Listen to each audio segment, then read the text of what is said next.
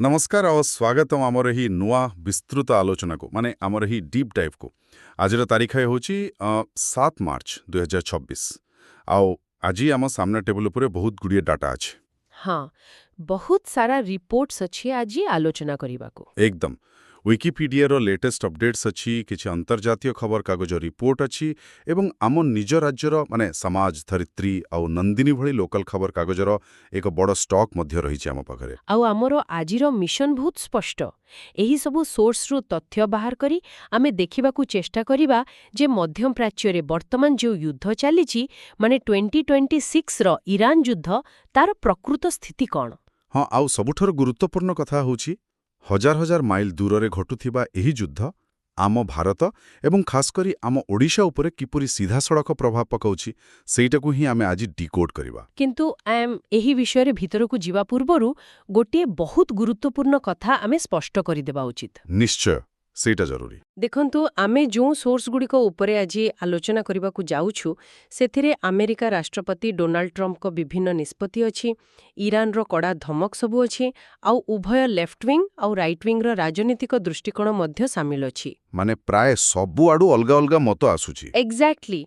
तेणु ए कथा आमे क्लियर कर देबाकू चाहू जे एही आलोचना रे आमे कोनोसी भी राजनीतिक पक्ष नेउ नाउ किंबा कोनोसी निर्दिष्ट आइडियोलॉजी बा विचारधारा को समर्थन करू नाहु। हमर काम केवल फैक्ट्स देबा। हाँ, आमर काम हेउची मूल उत्सरे थिबा तथ्य को संपूर्ण निरपेक्ष भाबरे उपस्थापन करिबा जहा द्वारा प्रकृत रे ग्राउंड रे माने वास्तव रे कोन घटुची ताहा सहज रे बुझी हेबो। ठीक अछि, ताहले आसंतु आउ डेरी न करी एही विषयटी को अनपैक करिबा। देखंतु जटिल अंतर्जातीय खबर गुडी को बुझिबा प्रकृत रे गोटिए विशाल बुढियाणी जाल को बुझिबा सहित समान। बहुत बढ़िया उदाहरण टेबले। हाँ, माने गोटिए कोणरे सूता टिके होलिले संपूर्ण जालटी कंपी उठे। मध्यप्राच्य रे पडुथिबा गोटिए बोमार कंपन किपरि आम ओडिशार अर्थनीति आ दैनंदिन जीवन को दोहलाई देउछि ताहा आजिर तथ्यरु पूरा स्पष्ट होई जिवो। आज्ञा। तेबे आरंभ करिबा अमेरिका एवं इस्राएल रो मिलित आक्रमणरू। वर्तमान जहाँ देखा जाउछि एहा केवल एक साधारण सीमा विवाद होई रही नाही।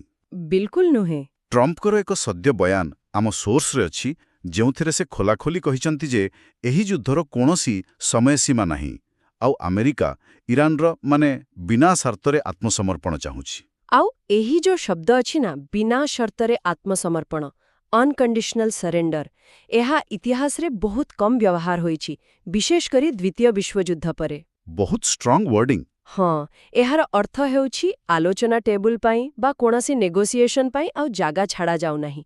जदि आमे एहार ग्राउंड रियालिटी देखिबा तेबे इस्राएल केवल आकाश मार्गरु आक्रमण करू नाही, सेमाने लेबानन भितरे ग्राउंड इन्वेजन मध्य आरंभ करि सारिलेनी। माने स्थलभागरु आक्रमण। हाँ, अन्यपटे अमेरिका मध्य प्रीएम्प्टिव स्ट्राइक्स करूछि, माने ईरान कोनोसी आक्रमण करिबा पूर्वरु ही अमेरिका तार मिसाइल साइट गुडी को नष्ट करि देबाकू आगुआ चेष्टा करूछि। एही एग्रेसिव स्ट्रैटेजी पछरे अमेरिका सीनेटर मध्य एक बड़ भूमिका रहिछि। आज्ञा। अच्छा, सेही सीनेट भोटिंग कथा आम रिपोर्ट विस्तृत भावे अछि ना, मु पढुथिली। हाँ, 53-47 भोटिंगटा। एक्जाक्टली। ट्रम्प करो एही माने अबाध सामरिक क्षमता को रोकिबा पई अमेरिका सीनेट रे एक युद्ध क्षमता प्रस्ताव अणा जाइथिला, किंतु सेही प्रस्तावटी 53-47 भोट्रे फेल मारिला। एहार प्रभाव कौन? देखंतु एही 53-47 नंबरटी बहुत किछि दर्शाउछि आमकू। एहा प्रमाण करूछि जे अमेरिकार आभ्यंतरीण राजनीति रे मध्य एही युद्ध को नै बहुत गभीर मतभेद अछि। अधा लोक सपोर्टर थिले। हाँ, 47 जन सीनेटर चाहुथिले जे राष्ट्रपतिଙ୍କ क्षमता उपरे लगाम लगा जाऊ, किंतु बहुमत शेषरे ट्रम्पଙ୍କ पक्षरे रहिला। अर्थात तांकर एग्जीक्यूटिव पावर वर्तमान संपूर्ण मुक्त होछि, जहा किछि भी निष्पत्ति से नहीं पारिबे। एवं एहार जवाब रे ईरान रो प्रतिक्रिया बोधे आहुरी भयंकर होईछि। बहुत भयंकर। ईरान खोलाखोली धमक देइछि जे जदि अमेरिका एवं इजराइल रो एही आक्रमण बंद न हुए तेबे सेमाने अर्थनैतिक केंद्र उपरे माड़ करिवे। हाँ, मध्यप्राच्यर समस्त अर्थनैतिक केंद्र उपरे सेमाने मिसाइल माड़ करिवे बोली कहिछन्ते। एपरिकी एही आक्रमण रे सहयोग करुथिबा यूरोपीय देशगुडी को मध्य सेमाने छाड़िबे नाही बोली धमक देइछन्ते। बाप रे।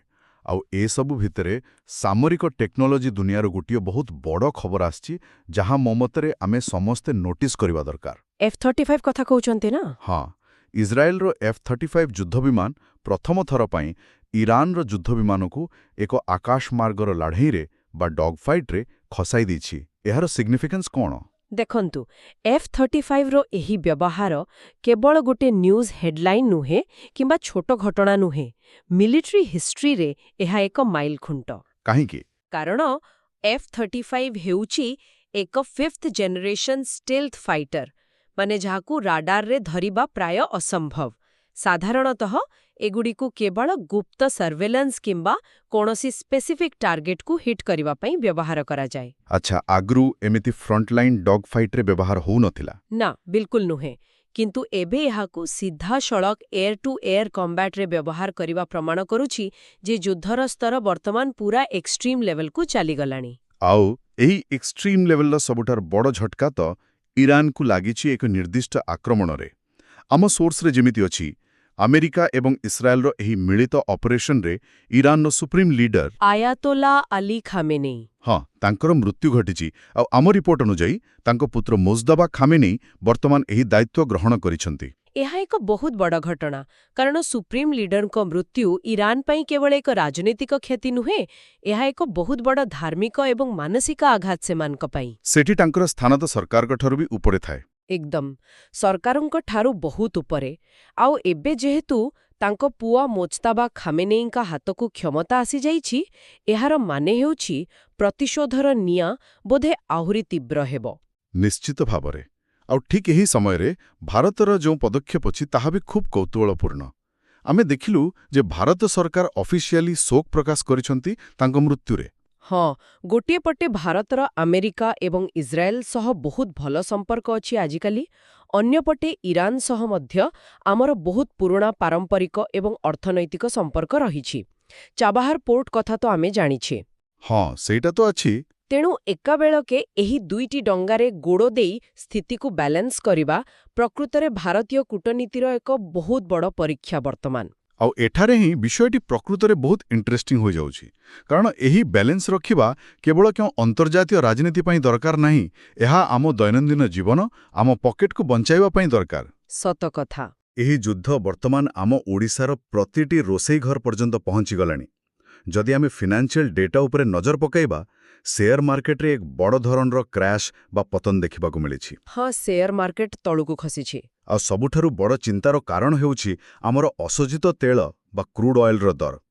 2024 ଗ୍ରୀଷ୍ମ ପରଠାରୁ ବର୍ତ୍ତମାନ ତେଳ ଦର ତାର ସର୍ବୋଚ୍ଚ ସ୍ତରରେ ପହଞ୍ଚିଛି। ଆଉ ପେଟ୍ରୋଲ ଡିଜେଲ ମହଙ୍ଗା ହେବା ମାନେ ଆମର ପନିପରିବାଠାରୁ ଆରମ୍ଭ କରି ବସ୍ ଭଡ଼ା, ଟ୍ରାନ୍ସପୋର୍ଟ ସବୁକିଛି ବଢ଼ିବା ସୁନିଶ୍ଚିତ। ପୁରା ଚେନ୍ ରିଆକ୍ସନ୍। ହଁ, ଚେନ୍ ରିଆକ୍ସନ୍। ଏବଂ ଏହି ଅର୍ଥନୈତିକ ବିପର୍ଯ୍ୟୟ ପଛରେ ଯେଉଁ ସବୁଠାରୁ ବଡ଼ କାରଣ ଅଛି, ତାହା ହେଉଛି ଟ୍ରାନ୍ସପୋର୍ଟ ବ୍ଲକେଟ୍, ମାନେ ଯୋଗାଯୋଗ ବନ୍ଦ ହୋଇଯିବା। ଆଚ୍ଛା। ପ୍ରଥମେ ଆସନ୍ତୁ ଆକାଶମାର୍ଗ କଥା ଦେଖିବା। ଇରାନ, ଇରାକ, ସିରିଆ ଏବଂ ସାଇପ୍ରସ୍ ଏମାନେ ସମସ୍ତେ ନିଜର ଏୟାର ସ୍ପେସ୍ ବା ଆକାଶମାର୍ଗକୁ ସମ୍ପୂର୍ଣ୍ଣ ବନ୍ଦ କରିଦେଇଛନ୍ତି। ମାନେ ସେହି ବାଟ ଦେଇ କୌଣସି ପାସେଞ୍ଜର ଫ୍ଲାଇଟ୍ ଯାଇପାରିବ ନାହିଁ? ବିଲକୁଲ ଯାଇପାରିବ ନାହିଁ। ଏହାର ଅର୍ଥ ହେଉଛି ୟୁରୋପ ଏବଂ ଏସିଆ ମଧ୍ୟରେ ଉଡ଼ାଣ ଭରୁଥିବା ଅଧିକାଂଶ ଫ୍ଲାଇଟ୍ ଏବେ ଏକ ବହୁତ ଲମ୍ବା ବିକଳ୍ପ ରାସ୍ତା ଦେଇ ଯିବାକୁ ବାଧ୍ୟ ହେଉଛନ୍ତି। ଆମର ଏୟାର ଇଣ୍ଡିଆ ଓ ଇଣ୍ଡିଗୋ ଅନେକ ଉଡ଼ାଣ ବାତିଲ ମଧ୍ୟ କରିସାରିଲେଣି। ଆଉ ଯେଉଁ ଫ୍ଲାଇଟ୍ ଯାଉଛି ତାକୁ ଅଧିକ ବୁଲିକି ଯିବାକୁ ପଡ଼ୁଛି। ହଁ, ତ ଅଧିକ ଇନ୍ଧନ ଖର୍ଚ୍ଚ ହେଉଥିବାରୁ ଏୟାରଲାଇନ୍ସଗୁଡ଼ିକ ଟିକେଟ୍ ଦାମ ମଧ୍ୟ ଆକାଶଛୁଆଁ କରିଦେଇଛନ୍ତି। କିନ୍ତୁ ଆକାଶମାର୍ଗ ଅପେକ୍ଷା ସମୁଦ୍ର ରାସ୍ତାର ସ୍ଥିତି ତ ଆହୁରି ଭୟାନକ। ଇରାନର ଯେଉଁ ମିଲିଟାରୀ ଗ୍ରୁପ୍ ଅଛି, ମାନେ ଇସଲାମିକ୍ ରେଭଲ୍ୟୁସନାରୀ ଗାର୍ଡ କର୍ପସ୍, ସେମାନେ ବର୍ତ୍ତମାନ ଷ୍ଟ୍ରିଟ୍ ଅଫ୍ ହର୍ମୁଜ ବା ହର୍ମୁଜ ପ୍ରଣାଳୀକୁ ପୂରାପୂରି ସିଲ୍ କରିଦେଇଛନ୍ତି। ଏହି ହର୍ମୁଜ ପ୍ରଣାଳୀର ଗୁରୁତ୍ୱ ନ ବୁଝିଲେ ଆମେ ବର୍ତ୍ତମାନର ଏହି ଅର୍ଥନୈତିକ ସଙ୍କଟକୁ ଆଦୌ ବୁଝିପାରିବା ନାହିଁ। କାହିଁକି ଏତେ ଇମ୍ପୋର୍ଟାଣ୍ଟ କାହିଁକି ସେ ଜାଗା? କାରଣ ଏହା ପାର୍ଶ୍ୱୀୟ ଉପସାଗରକୁ ବାକି ଦୁନିଆ ସହ ଯୋଡ଼ୁଥିବା ଏକ ଅତ୍ୟନ୍ତ ସଂକୀର୍ଣ୍ଣ ଜଳପଥ। ବିଶ୍ୱର ପ୍ରାୟ 1/3 ମାନେ 1/3 ଅଶୋଧିତ ତୈଳ କେବଳ ଏହି ରାସ୍ତା ଦେଇ ହିଁ ଯାଇଥାଏ। ବାପରେ।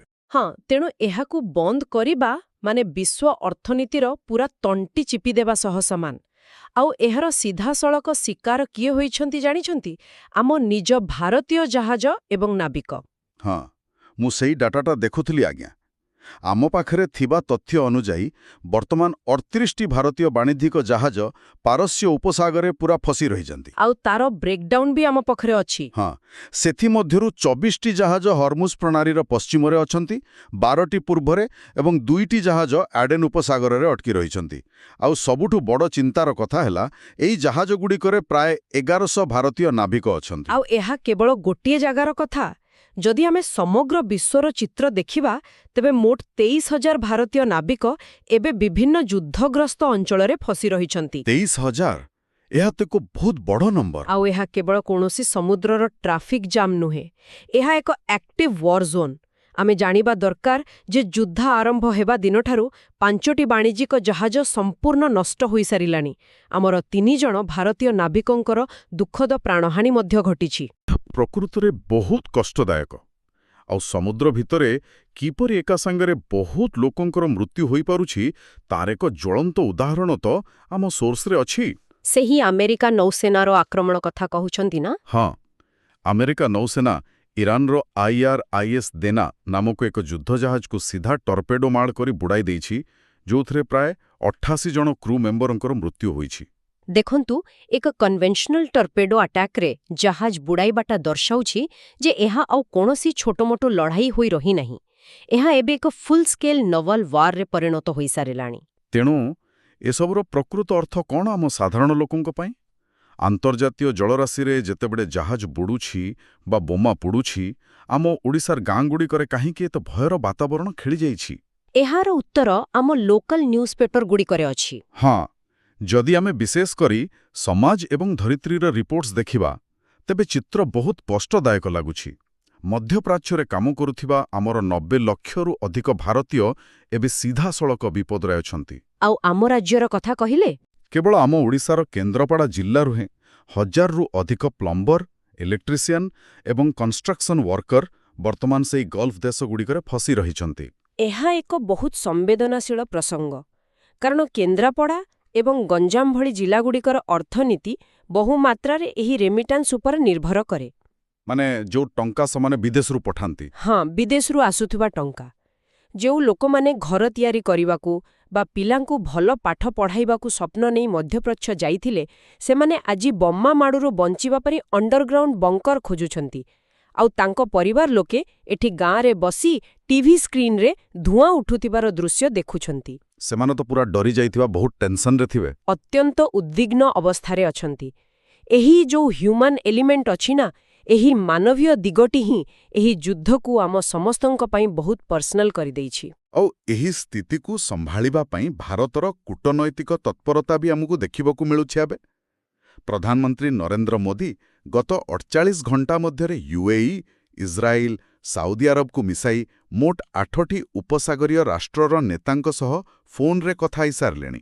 ଦେଖନ୍ତୁ, ଏତେ କମ୍ ସମୟ ଭିତରେ 8 ଜଣ ବିଶ୍ୱସ୍ତରୀୟ ନେତାଙ୍କ ସହ କଥା ହେବା କୌଣସି ସାଧାରଣ ବ୍ୟାପାର ନୁହେଁ। ଏହା ସିଧାସଳଖ ଦର୍ଶାଉଛି ଯେ ଭାରତ ସରକାର ଏକ ମାସିଭ୍ ଇଭାକ୍ୟୁଏସନ୍ ଅପରେସନ୍ ପାଇଁ, ମାନେ ଲୋକଙ୍କୁ ଉଦ୍ଧାର କରିବା ପାଇଁ ପ୍ରସ୍ତୁତି କରୁଛନ୍ତି। 90 ଲକ୍ଷ ଲୋକଙ୍କୁ ବାହାର କରିବା ତ ସହଜ ନୁହେଁ। ବିଲକୁଲ ସହଜ ନୁହେଁ। ଏକ ଆକ୍ଟିଭ୍ ୱାର୍ ଜୋନ୍ରୁ ଏତେ ଲୋକଙ୍କୁ ସୁରକ୍ଷିତ ବାହାର କରି ଆଣିବା ବୋଧହୁଏ ଇତିହାସର ସବୁଠାରୁ ବଡ଼ ଲଜିଷ୍ଟିକାଲ ଚ୍ୟାଲେଞ୍ଜ ହେବ। ଏଥିପାଇଁ ଗଲ୍ଫ ରାଷ୍ଟ୍ରଗୁଡ଼ିକର ସହଯୋଗ ଏବଂ ଏକ ସୁରକ୍ଷିତ କରିଡର ନିହାତି ଦରକାର। ସେଥିପାଇଁ ତ ଆମ ରାଜ୍ୟ ସରକାର ମଧ୍ୟ ପୁରା ଆକ୍ସନ୍ ମୋଡ୍ରେ ଅଛନ୍ତି।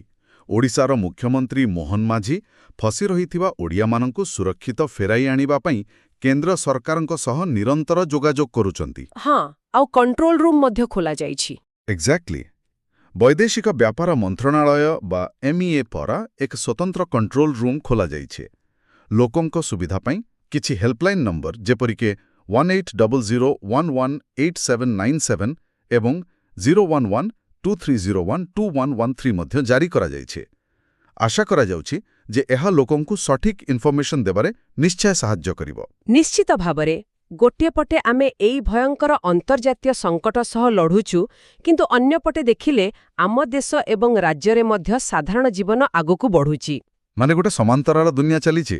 ହଁ, ଯଦି ଆମେ ଆମର ସୋର୍ସର ଦ୍ୱିତୀୟ ଭାଗକୁ ଯିବା, ଦେଖିବା ଯେ ଏକ ସମାନ୍ତରାଳ ଦୁନିଆରେ କିଛି ସକାରାତ୍ମକ ଘଟଣା ମଧ୍ୟ ଘଟୁଛି ଆମ ଚାରିପଟେ। ଠିକ୍ କହିଲେ ଆଜ୍ଞା। ଏବେ ଆସନ୍ତୁ ସେହି ଦିଗ ଉପରେ ଟିକେ ନଜର ପକାଇବା। ମଧ୍ୟପ୍ରାଚ୍ୟର ଏତେ ବଡ଼ ଅଶାନ୍ତି ଭିତରେ ବି ଓଡ଼ିଶାରେ ବିକାଶମୂଳକ କାର୍ଯ୍ୟ ଜାରି ରହିଛି।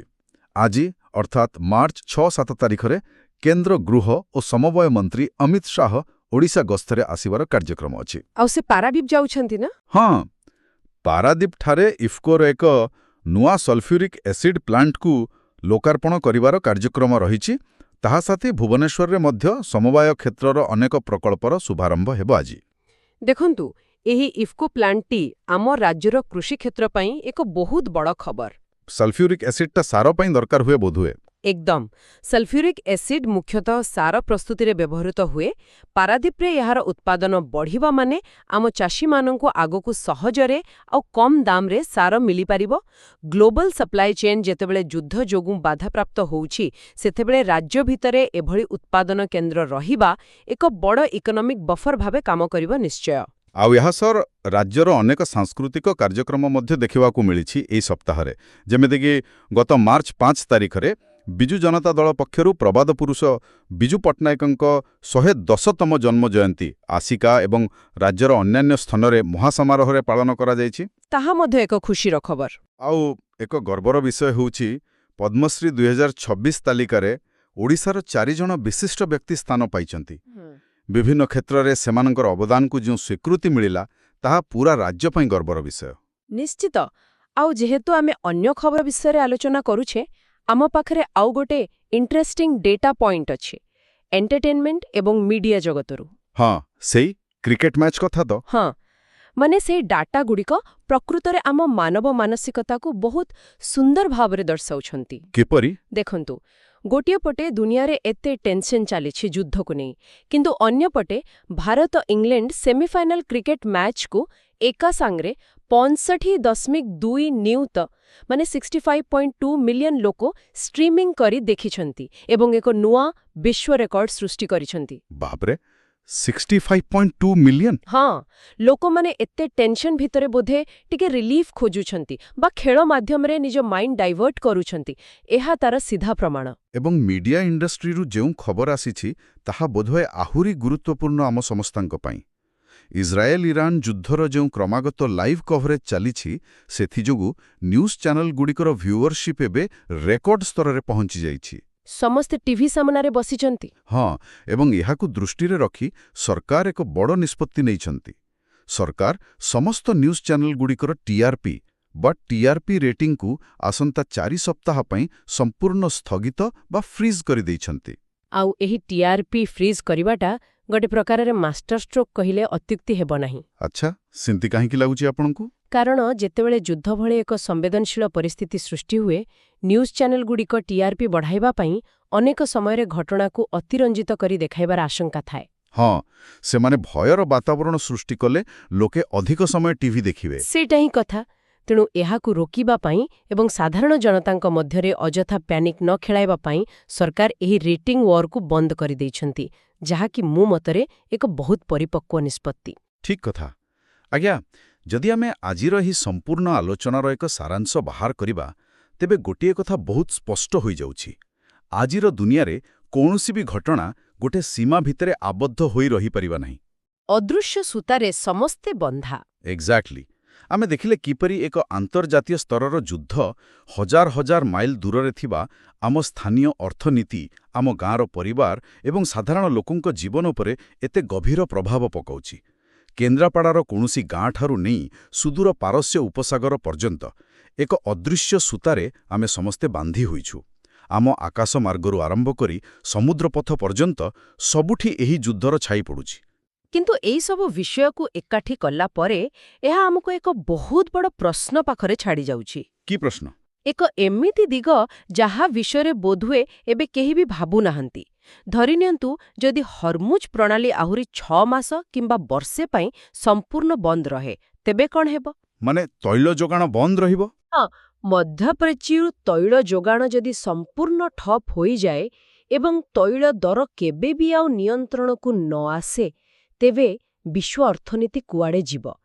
ଆଜି ପର୍ଯ୍ୟନ୍ତ ବିଶ୍ୱର ବିଭିନ୍ନ ଦେଶ ଜଳବାୟୁ ପରିବର୍ତ୍ତନ ନୀତି ବା କ୍ଲାଇମେଟ୍ ପଲିସି ଆଡ଼ରେ ଧୀରେ ଧୀରେ ଇଲେକ୍ଟ୍ରିକ୍ ବ୍ୟବସ୍ଥା ଆଡ଼କୁ ଯାଉଥିଲେ। କିନ୍ତୁ ବହୁତ ଧୀର ଗତିରେ। ଏକ୍ଜାକ୍ଟଲି।